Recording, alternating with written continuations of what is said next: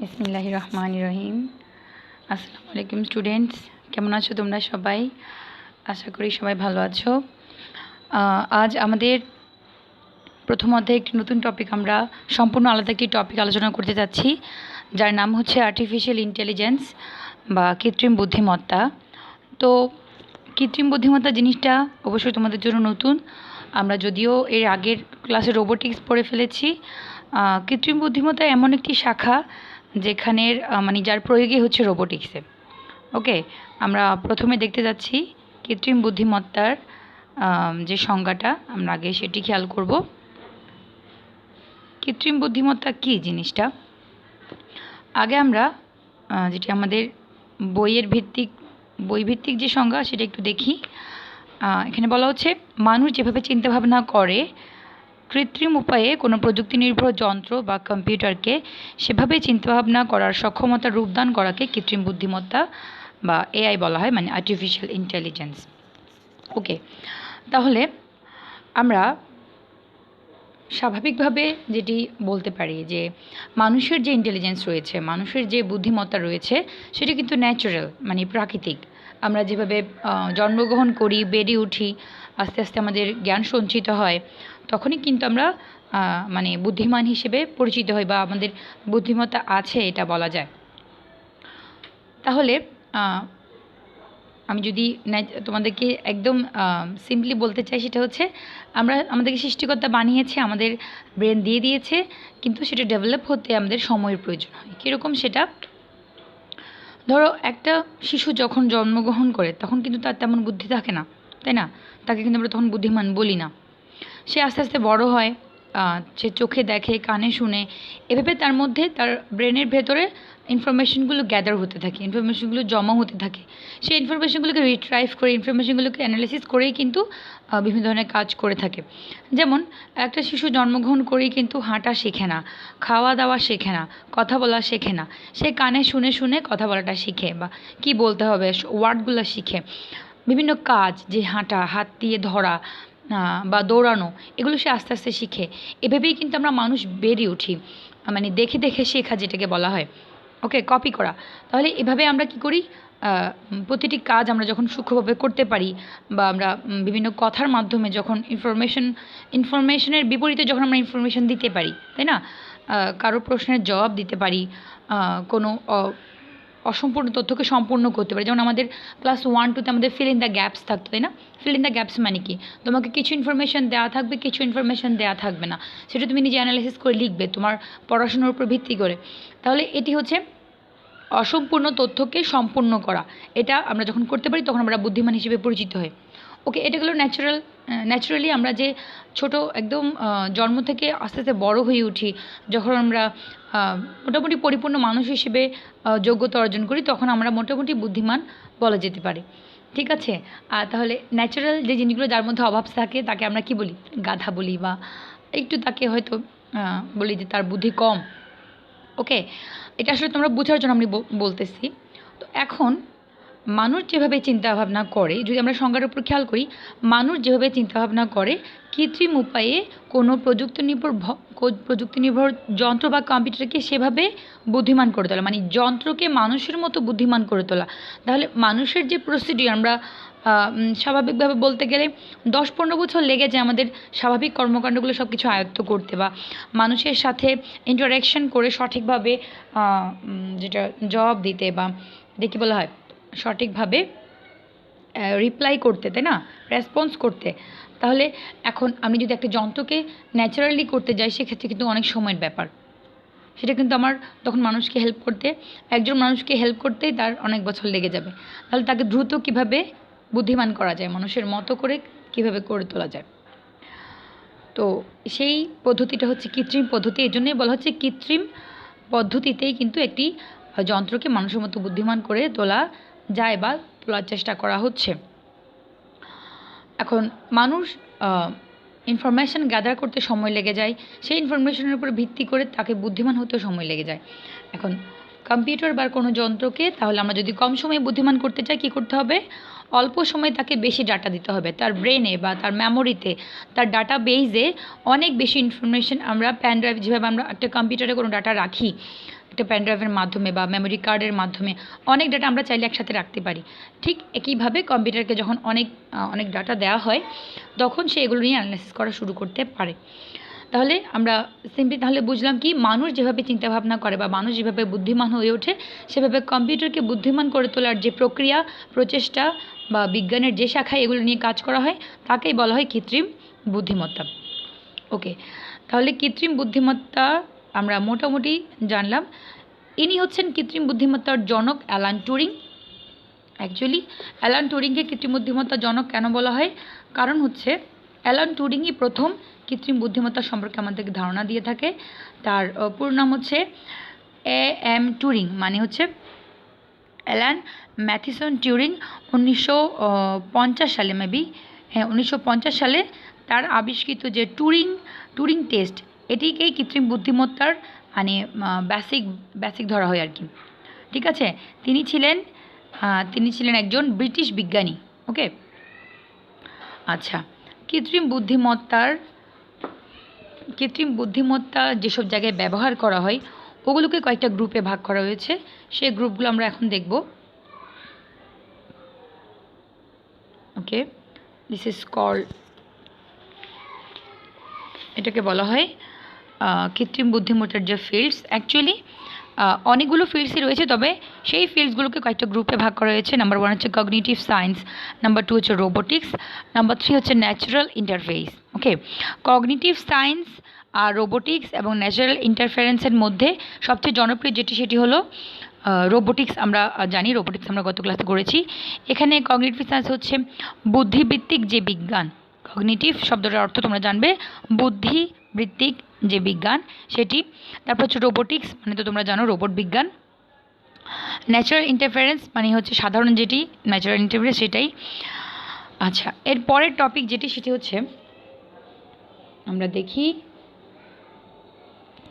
কৃত্রিম বুদ্ধিমত্তায় ব্যবহৃত যে ভাষা, মানে যে প্রোগ্রামিং ল্যাঙ্গুয়েজগুলো মূলত আর্টিফিশিয়াল ইন্টেলিজেন্সের ক্ষেত্রে ব্যবহৃত হয় সেগুলো হচ্ছে LISP, CLISP, Prolog, C or C++, Java. C++ একই জিনিস, জাভা হচ্ছে একটু ডিফারেন্স, একটু উন্নত। এখানে আমি বলি LISP, এগুলো আমি বড় হাতে লিখছি, প্রোলগও বড় হাতেরই হবে, বড় অক্ষরের হবে। LISPর একটি সুন্দর মানে অ্যাব্রিভিয়েশন রয়েছে, আমি তোমাদেরকে বলি সেটি হচ্ছে লটস অফ ইডিওটিক, হ্যাঁ lots of idiotic silly parenthesis, lots of idiotic silly parenthesis, CLISP তার সাথে যুক্ত হবে C। প্রোলগ মানে প্রোগ্রামিং ল্যাঙ্গুয়েজ, C++, তোমরা পঞ্চম অধ্যায়ে খুব ভালোভাবে জানবে। আমাদের পঞ্চম অধ্যায় পুরোটাই হচ্ছে সি ল্যাঙ্গুয়েজের উপর মূলত। C++ হচ্ছে সি এর একটু উন্নত ভার্সন, আর জাভা একটি উন্নত হাই লেভেল ল্যাঙ্গুয়েজ। তো এই নামগুলো অ্যাকচুয়ালি হচ্ছে অবজেক্টিভের জন্য, এই জন্যই আমি এখানে এটি ইনক্লুড করেছি। তাহলে এই তুমি যেই বই থেকে পড়ো না কেন এই 5-6টি প্রোগ্রামিং ল্যাঙ্গুয়েজের নাম কিন্তু মুখস্থ করতে হবে। LISP, CLISP, Prolog, C++, and Java. Okay, artificial intelligence যেটা আমি বললাম সংজ্ঞা, যে মানুষের মতো বুদ্ধিমান করে তোলা, কোনো যন্ত্রকে মানুষের মতো বুদ্ধিমান করে তোলা। আমি অ্যাকচুয়ালি এটা বারবার বলছি তোমরা যাতে জিনিসটা বুঝতে পারো। একটা প্রক্রিয়া, যে প্রক্রিয়ায় কোনো যন্ত্রকে মানুষের মতো বুদ্ধিমান করে তোলার চেষ্টা করা হয়, তাহলে সেটি হচ্ছে কৃত্রিম বুদ্ধিমত্তা। তবে সংজ্ঞাটা অবশ্যই বইয়ের মতো করে শিখবে, নিজের মতো করে শিখতে গেলে দেখা যাবে সেটি হয়তো অ্যাকসেপ্ট নাও হতে পারে। ওকে, এখন আমরা দেখব যে কম্পিউটার ভিত্তিক সিস্টেমগুলো মানে কম্পিউটার ভিত্তিক সিস্টেমগুলোকে মানে যে কৃত্রিম বুদ্ধিমত্তার যে বিভিন্ন ভাগ রয়েছে, তাহলে কোন ক্যাপাসিটি থাকলে তাকে কৃত্রিম বুদ্ধিমত্তা বলা যেতে পারে, তাই না? যেমন ফার্স্ট ওয়ান হচ্ছে, এখানে বলা হচ্ছে চিন্তা ও কারণ।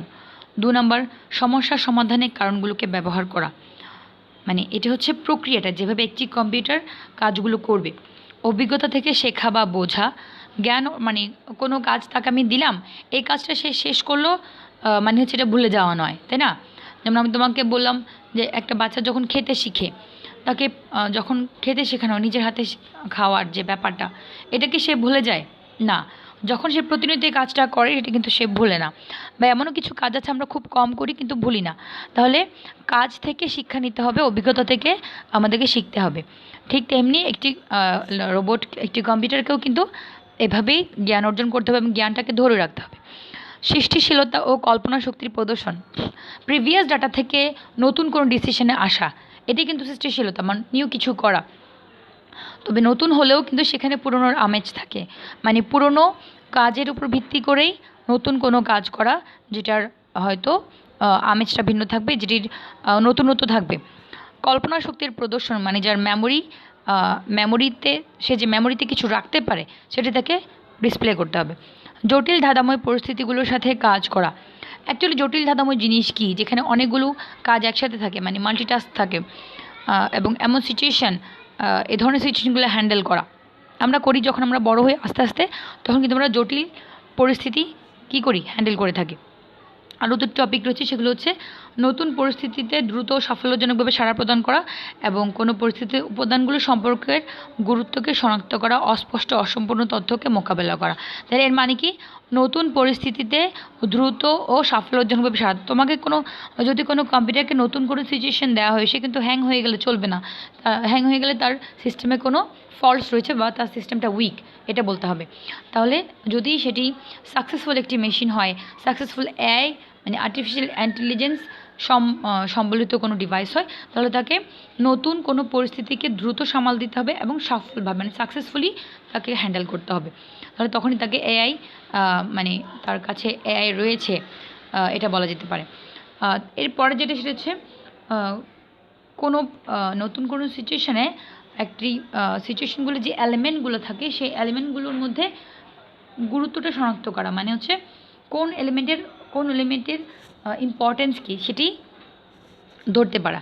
তারপর হচ্ছে অস্পষ্ট অসম্পূর্ণ তথ্যকে সম্পন্ন করা, মানে তার যে মেমোরি থাকবে, তার যে প্রিভিয়াস ডাটা থাকবে ডাটাবেজে, সেগুলোর উপর ভিত্তি করে সে অস্পষ্ট ডাটাকে কমপ্লিট করবে এবং অসম্পূর্ণ ডাটাকে কমপ্লিট করবে। অস্পষ্ট ডাটা বলতে আমি এক্সাম্পলটা বলি, ধরো তুমি কম্পিউটারে একটা ছবি দিলে, ছবিটা স্পষ্ট না, তাহলে তাকে আস্ক করলে যে এটি কী। যেমন আমরা গুগলে কোনো ছবি দিয়ে সার্চ যদি করি, যে বা কোনো সফটওয়্যার যদি সার্চ করি, সার্চ ইঞ্জিনগুলোতে বা কোনো সফটওয়্যারের মাধ্যমে, যে এই ছবিটা দিয়ে অ্যাকচুয়ালি কী বোঝানো হচ্ছে বা এই ছবিটা কিসের, তখন যদি সে এক্সপার্ট না হয়, যদি তার মধ্যে আর্টিফিশিয়াল ইন্টেলিজেন্সের দক্ষতাটা ভালোভাবে না থাকে, তখন কিন্তু সে সেটা পারবে না, কারণ ছবি অস্পষ্ট হতে সে ডিসিশন নিতে পারবে না। তাহলে আর্টিফিশিয়াল ইন্টেলিজেন্স এমন হতে হবে যাতে সে অস্পষ্ট এবং অসম্পূর্ণ তথ্যকে জাস্টিফাই করতে পারে। ঠিক আছে, ওকে। এরপরে আসছে ব্যবহারের কথা। আর্টিফিশিয়াল ইন্টেলিজেন্সের কিছু ব্যবহার বা ক্ষেত্র রয়েছে যেখানে আর্টিফিশিয়াল ইন্টেলিজেন্স ব্যবহার করা হয়, সেগুলো আমি সংক্ষেপে বলি কয়েকটি। প্রথমত হচ্ছে আর্টিফিশিয়াল ইন্টেলিজেন্সের প্রথম যে ব্যবহার, যেটা আমি বলেছি, সেটি হচ্ছে রোবোটিক্স। ওকে, রোবোটিক্স হচ্ছে প্রথম ব্যবহার। দেন হচ্ছে মানুষের কণ্ঠ শনাক্তকরণ, গাণিতিক সমস্যার সমাধান। তারপর রয়েছে রোবটের যে মানে কন্ট্রোলিং সিস্টেমে কিন্তু আর্টিফিশিয়াল ইন্টেলিজেন্স ব্যবহার করা হয়। অ্যাকচুয়ালি সূক্ষ্ম থেকে সূক্ষ্ম কাজে কিন্তু আর্টিফিশিয়াল ইন্টেলিজেন্স ব্যবহার করা হচ্ছে। যেমন এখন এক্সামের ক্ষেত্রে আর্টিফিশিয়াল ইন্টেলিজেন্স ব্যবহার করা হচ্ছে। তোমরা অনেকেই জানো, গেমিংয়ের ক্ষেত্রে কিন্তু, যদিও মেয়েরা গেম কম খেলে আমি জানি, মোবাইলে গেমিংয়ের ক্ষেত্রে আর্টিফিশিয়াল ইন্টেলিজেন্সের ব্যবহার কিন্তু প্রচুর। তারপর রয়েছে বিশেষ বিশেষ গবেষণার ক্ষেত্রে, যেগুলো হয়তো মানুষের ক্ষেত্রে সম্ভব নয়, আর্টিফিশিয়াল ইন্টেলিজেন্স কিন্তু সেখানে অনেক বেশি এগিয়ে রয়েছে। তারপরে রয়েছে, আচ্ছা, গেমের ক্ষেত্রে যেটি বলেন সেটি হচ্ছে প্রতিপক্ষ হিসেবে কিন্তু আর্টিফিশিয়াল ইন্টেলিজেন্সকে ব্যবহার করা হয়। আমরা যখন কোনো ডিভাইসের বিরুদ্ধে খেলি, তাই না? যেমন আমার প্রতিপক্ষ যখন ডিভাইস, আমি এ পাশে আমি এবং অপর পাশে কোনো ব্যক্তি নয়, ডিভাইস আমার বিরুদ্ধে খেলছে, তখন কিন্তু আর্টিফিশিয়াল ইন্টেলিজেন্স ব্যবহার করে কিন্তু ডিভাইসটা মানে কাজ করে থাকে। এবং বেশিরভাগ ক্ষেত্রে ডিভাইসের ক্ষেত্রে আমরা হেরে যাই। আমার নিজের যেটি অভিজ্ঞতা, ডিভাইসের বিরুদ্ধে যখনই আমি খেলেছি, মানে ওয়ান প্লেয়ার, তখন কিন্তু আমি বারবার হেরে যাই, মানে ডিভাইস অবশ্যই আমার চেয়ে বেশি বুদ্ধিমান। আচ্ছা, আর্টিফিশিয়াল ইন্টেলিজেন্সের বেশিরভাগ যেটা প্রয়োগ সেটা হচ্ছে ফিফথ জেনারেশন কম্পিউটারগুলো আর্টিফিশিয়াল ইন্টেলিজেন্স সম্পন্ন ফিফথ জেনারেশন মানে পঞ্চম প্রজন্মের কম্পিউটার। ওকে, ফিফথ জেনারেশন কম্পিউটারগুলো আর্টিফিশিয়াল ইন্টেলিজেন্স সম্পূর্ণ এই জন্যই বলা হচ্ছে কারণ বেশিরভাগ ক্ষেত্রে হয়তো আমাদের দেশে এটি এখনও প্রচলিত হয়নি। বাইরের কান্ট্রি কিন্তু ফিফথ জেনারেশন কম্পিউটার দিয়ে অলরেডি কাজ চলছে। গবেষণার ক্ষেত্রে এটি অনেক বেশি প্রচলিত। আর হচ্ছে আর্টিফিশিয়াল ইন্টেলিজেন্সের খুব বেশি জনপ্রিয় ব্যবহার হচ্ছে নতুন নতুন যে রোবটগুলো বের হচ্ছে সেগুলোর ক্ষেত্রে। তোমরা যারা টেকনোলজি নিউজগুলো দেখো তারা যে কম্পিউটার যে রোবটগুলো দেখে থাকো বিভিন্ন কাজে ব্যবহৃত হয়। আমরা গত ক্লাসে পড়েছি যে industrial robot and home purpose যে রোবট রয়েছে সেগুলো, তারপরে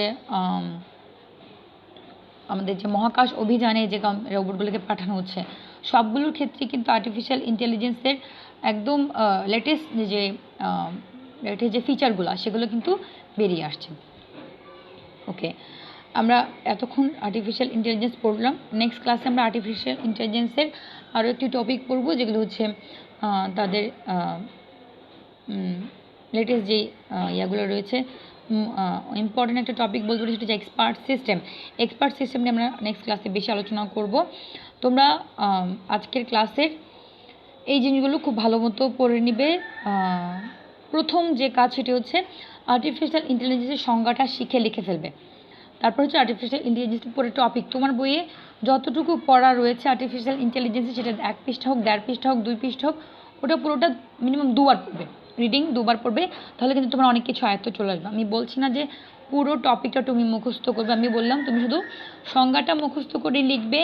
দেন আর্টিফিশিয়াল ইন্টেলিজেন্সের যতটুকু পড়া তোমার মেন বইয়ে রয়েছে সেই পড়াটা তুমি 2বার রিডিং পড়বে।